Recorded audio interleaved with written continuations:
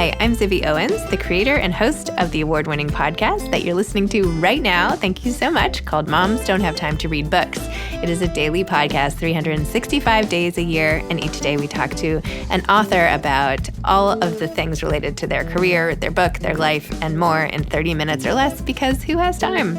I am now an author myself, although I wasn't when I started this podcast, and you can get my new memoir, Bookends, a memoir of love, loss, and literature, wherever books are sold starting July 1st, and my children's book, Princess Charming. You can learn more about me at zibbyowens.com, but really you're here to learn more about the authors, and that is what we're going to do. Also, be sure to check out all the other podcasts in the Zcast Podcast Network. You can learn more at zcastnetwork.com and definitely check out those shows as well.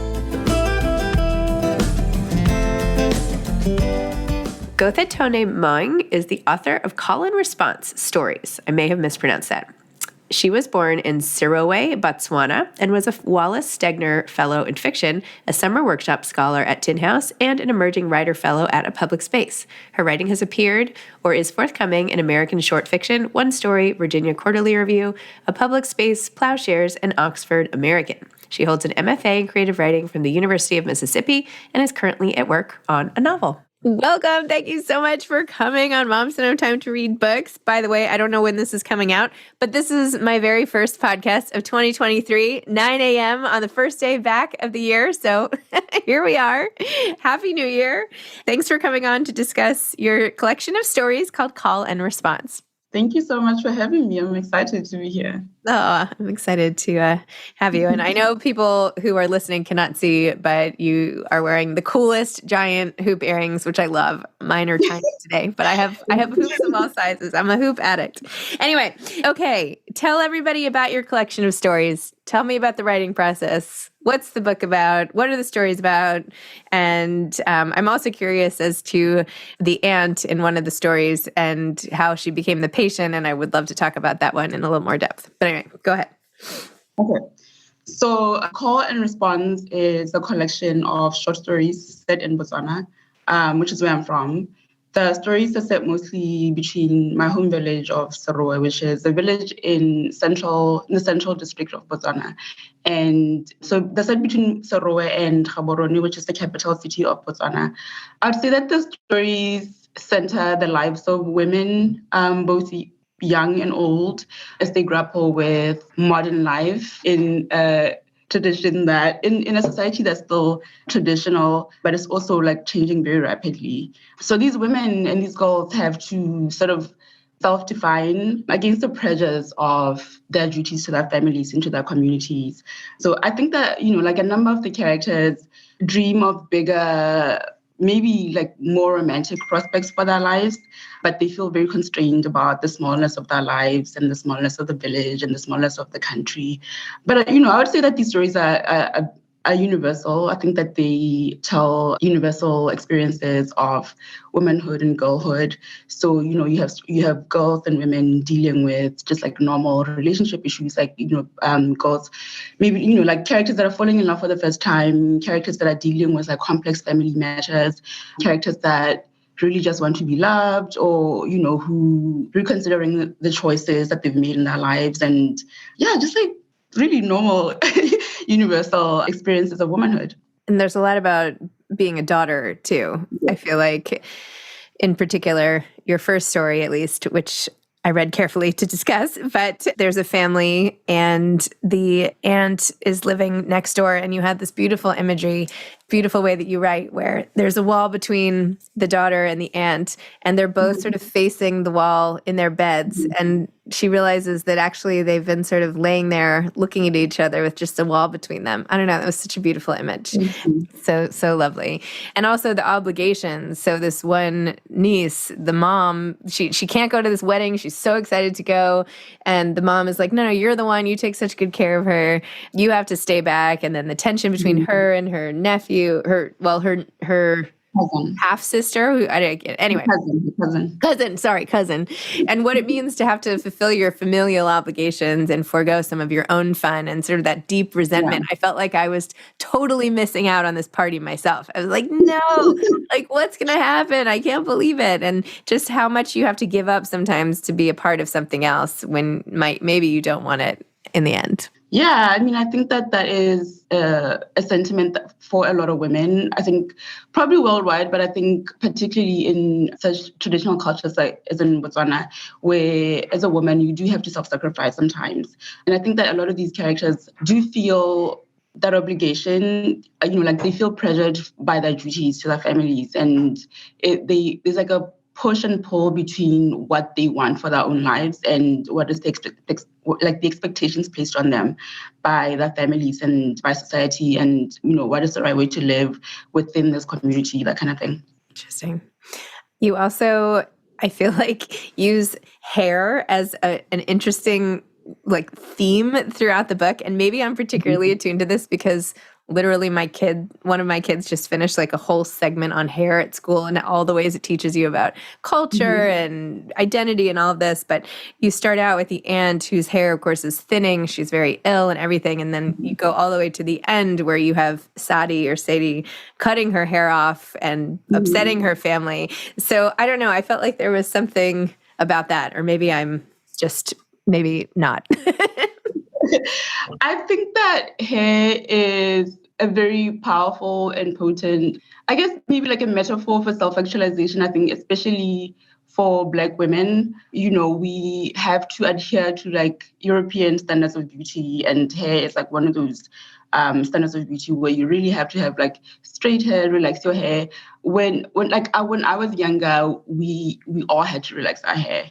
And I remember when I cut off my hair when I was actually sort of around the same age as the character in the story. My hair was very long.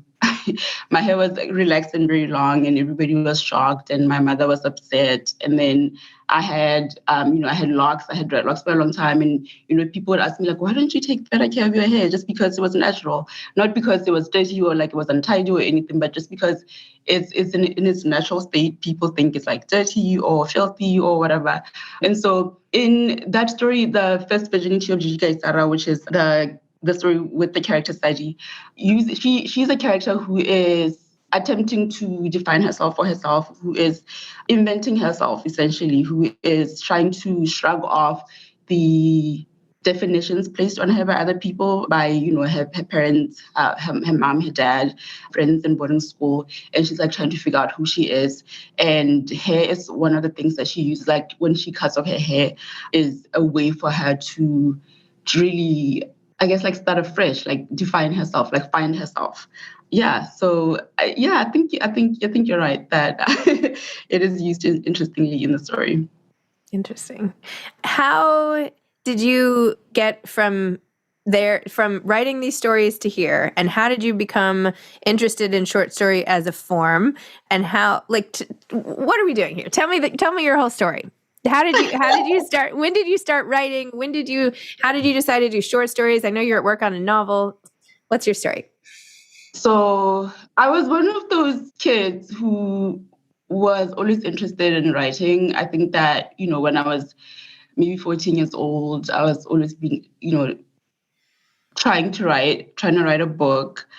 So I knew that I wanted to write for the majority of my life, but I never really got around to it until I was in undergrad, which, I'm from Botswana. And so I did my undergrad education in Botswana. I did all of my education in Botswana. I came to the US in 2014 to pursue my MFA in creative writing. So I moved to here in 2014 to pursue my MFA in creative writing, which I did at the University of Mississippi. And I think that the oldest story in the book I wrote during that time. And I've been writing stories ever since then. I chose to write short stories because I really love them as a form. I think also they feel to me just the perfect length, even though I will say that my stories are fairly long. But I like just dipping into a character story And I like the fact that with a short story, you could tell many, many years within like a shorter space of time. I also think that for me, short stories feel much closer to my own temperament in that I feel like they're very inward looking, they don't call attention to themselves. They kind of work mysteriously. And they're just like very inward looking and don't call attention to themselves. And I think that is who I am in a nutshell. Interesting. Author as the short story form. Yes. Love it. I worked with a woman named Lee Newman who also writes short stories, and we had started our publishing company together. And she would always say that even though they're shorter, short stories, if you could master the short story, it's like the most difficult and like a huge achievement to be able to pull off a short story. It might seem simple, but that is misleading. I agree. What is the novel that you're working on? It's very early days, so I don't know if I can say much about what it's about, but it is set in Botswana. It's set in Gaborone, which is the capital city of Botswana. And it's just about young people living in the city and trying to find love and relationships and just like find a way to live. Like, what is the right way to live? Yeah, it sounds very vague, but that is what it's about right now. But it is very early days, so it might change. So yeah, but I'm working very hard on it. That sounds great. So tell me the story of like getting your book deal and having the book come out and all of that. So in 2020, I was living in San Francisco. This was just around the time that the pandemic started. And so I started querying. I knew that I had to go back home to Botswana because I thought that it would probably be better to be at home during the pandemic. Like if anything happens to me, I should be at home. So I knew that I would be going home and I wanted to, so I just sort of queried a bunch of agents. And by the time I got back home, I had gotten responses from some of them. And I got my agent while I was back home in Botswana. And we worked on the stories for a couple of months. My agent is Julie Bera, who is at the book group, who is a really incredible agent. I really love her, and I'm so grateful to her for so much. So we worked on the stories for a couple of months, and then I think May 2021 was when the book went out on submission, and there was some interest from some editors, and we eventually went with Viking. So, it's interesting because I came to the US to become a writer, and then I had to go back home, and that's where everything really happened for me when I was back home in my mother's house in the village. So that was really interesting. So it did kind of happen. I don't think that it happened very quickly, but I think that I was very lucky in that I didn't have to keep going back and forth with the editors and, putting the book back on submission or anything like that. It just went on submission and there was some interest and then it got sold. And now it's coming out soon. How do you feel about it? I am excited and terrified in equal measure, honestly. I'm excited, but I'm also like, oh my God, what's happening? Yeah. Well, you're a really beautiful writer. Your imagery is you really put the reader right there. I feel like I got this inside glance inside the homes of the characters you were writing about, both their internal lives and internal spaces, really. Thank you. And it was really neat. I have to ask though, I meant to like Google this, but you used the word ululating a couple times. What does that mean? Mm-hmm. Oh, it's like, I can't actually do this, but it's like a sound that you make with your tongue. It's like, to like show, it's like a celebratory sound. So it's like, ooh. So people do that at weddings or, like at ceremonies where people are celebrating.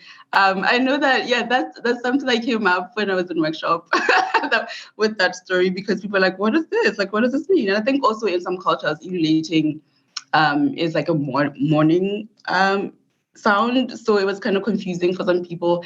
But it is a celebratory sound. It's something that you do to celebrate. So in the first story, they do that because it's a wedding. The character wakes up and she's hearing like people ululating, and she knows instantly like, oh, this wedding is gonna be great. So yeah, that's what it is. I mean, I did that in it's terrible. It's very beautiful when it's done by somebody who actually knows how to do it. I wish I could learn. You just did it right then. It was bad though. I mean, I don't know if it's bad or good. It sounded good to me. For all the people listening, I bet you most people have no comparison set for a good or bad ululator. So you are like the crown jewel of the ululators around. That's nice. Good to know. I don't think my auntie would think that was good, but yeah. Okay. People that know how to do it can do it very well. All right. Well, I think it was fine. I thought it was very interesting. It's like cheering. It's so interesting all the how every culture sort of celebrates their great days, their wonderful times, the sounds, the cheers, the ancient rituals. Anyway. Yeah. So when you're writing, where do you like to write, and how do you do it? Do you just paint me a picture of where you like to sit? Is it what you like to, just like the whole process for you? And do you have your characters sort of mapped out, or do you just dive deep into your mind, or what's it like? Mm-hmm. I like to write in places that I feel very comfortable in. So my bedroom, for example, I usually write in my bedroom. Sometimes I have like a desk in my bedroom. Right now, I write at my kitchen table. My table is usually like really littered with books and notebooks and different versions of the stories that I'm working on. So it's not a very tidy space, but I feel like I know where everything is. Although I do spend some time every time, like I waste some time every time, like trying to find the right version of the story. So I write mostly longhand. I will type and then print stuff out and then like work on stuff longhand. But yeah, I can't do like the public space. I can't go to a coffee shop. I can't go to like public spaces because I like to feel very comfortable. I like to be in like pajamas and slippers and like cozy socks. So I prefer to write at home. Yeah, it was kind of hard when I was home. I went back home for 2 years during the pandemic, and I had to work from home. And I was like living in the village, and people just like come in and out all day. Just people just like come in and say hello, and they want tea and everything. It was kind of distracting, but I got around to getting up earlier in the morning and like working in the morning, so that when people come, I can still be welcoming and a good host and a good daughter, because I was living with my mother. So yeah. So it was like you were living out what you were writing, right? The same familial obligations and exactly. What advice would you have for aspiring authors? I think that you need like religious faith, because for so much time you spend by yourself and you're working, and you can put in a lot of years into your work, but you don't know if it's ever going to see the light of day, or if anybody's ever going to be interested in the work or in publishing it. So you have to just have the faith that what you're writing matters and that it will be meaningful to somebody at some point.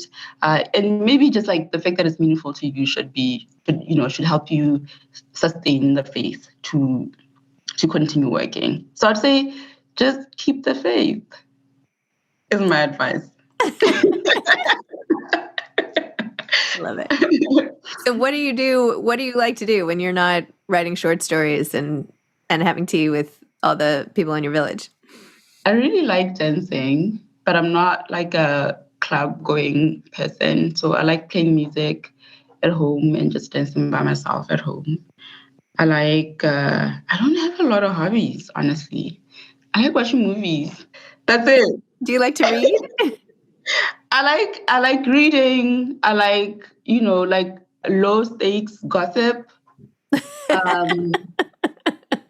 Yeah, I like chatting with my friends and just like gossiping in a very low stakes manner. I love that. Oh, what do you do for fun? I like to gossip. All right, that's perfect. Me too. Low stakes gossip. I love it. That's hilarious. I've never thought about it that way. And what do you like to read? Like, what are some of your go-to books, or what form do you love to read short stories, or who do you love? What authors or what books? Or I love a lot of short story writers. I really love Edward P. Jones, Alice Munro. I never know how to say this last name, but maybe it's Gallant. I like Tiffany Unique. This Ugandan writer named Doreen Bangana. The writer Bessie Head, who is from Botswana and actually, lived in Sorowa, which is where I'm from. Yeah, right now I'm actually reading a short story collection called Sustainable Living by Elsa Nicola. It's a collection of stories set in the Wisconsin area. And I recently finished The Transit of Venus by Shelley Hazard, which I really, really loved. Yeah. Wonderful. Awesome. Can you pronounce your name and say the title of your story again? People have been asking, can you repeat the name of the book at the end? So my name is Gothataone Moeng, and my book is Call and Response. Wonderful. Thank you. Thank you for kicking my new year off with this wonderful conversation. As we're sitting here talking, I'm like, this is just the coolest thing, that how would our paths necessarily have crossed in life, right? I don't know. I was just thinking of you sitting there opening the door for the villagers with the tea with your mom, trying so hard to get your work done, and look what my experience in the pandemic was like. And here we are, just chit-chatting about this book coming out. It's so cool. Yeah. Right? It's amazing. Anyway, I'm really inspired by you. I think it's wonderful. The stories are absolutely beautiful. And yeah, I wish you all the best as your book comes out. Thank you so much. All right. Have a great day. Bye. Bye. Thanks for listening to this episode of Moms Don't Have Time to Read Books. Don't forget to follow me on Instagram at Zibby Owens and at Moms Don't Have Time to Read Books. Also sign up for my newsletter at zibbyowens.com and sign up for my virtual book club and meet lots of authors on Zoom every other week. Thanks so much to Steve and Ryan at Texture Sound for the sound editing. And thank you to Morning Moon Productions for providing this fantastic intro and outro music.